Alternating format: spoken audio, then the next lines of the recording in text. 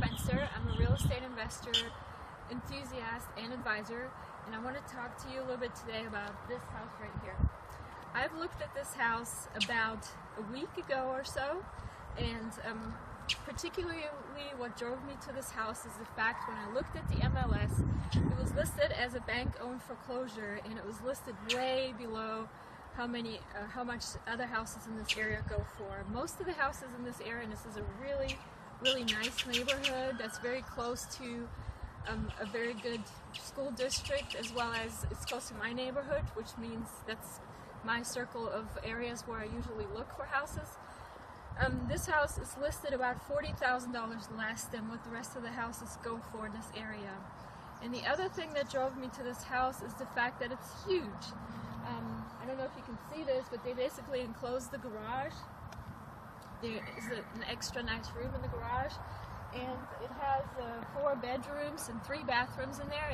It's very spacious, and it seemed from the paperwork that I got from the realtor like a really great deal. So I called up the realtor right away. It was on the market not very long, and I wanted to look at it. So the very first thing the realtor said to me is, oh, the bank that owns it, it's a bank-owned foreclosure right now, they will be able to give you a loan for it with a construction part added to it, which means there's still some repairs that need to be done that they haven't done, but they will be able to finance it with extra money for the construction.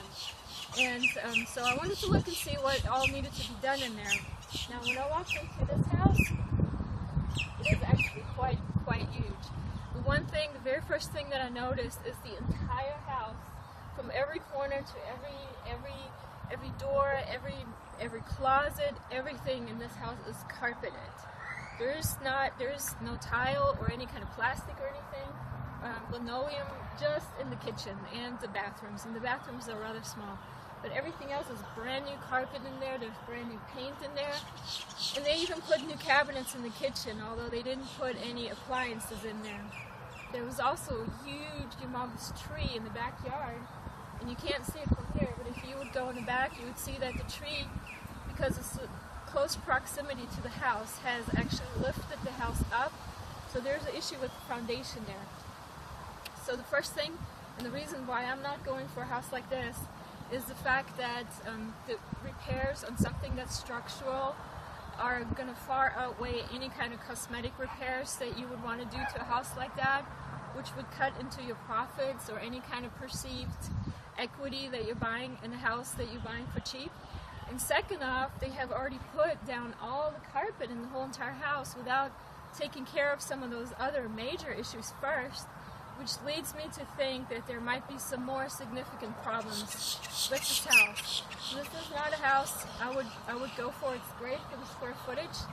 It kind of smells a little moldy in there. That's another reason why maybe the carpet was put there to cover up some things. And these are the kinds of houses I do search out, but it's always good to have a really good look and check these out and see if there is some money to be made. In this particular case, this house is valued or priced $40,000 less than everything else in this neighborhood, but you would have to put, just because of structural issues in the back, you would have to put that much at least into it to put it back to the level that it's livable and safe and also enjoyable.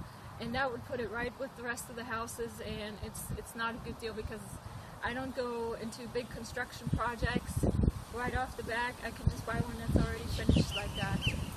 So for more tips like that, please go to my website. It's www.juliamspencer.com, and there you can download your free guide to real estate investing, as well as download any other tips and tricks just like this.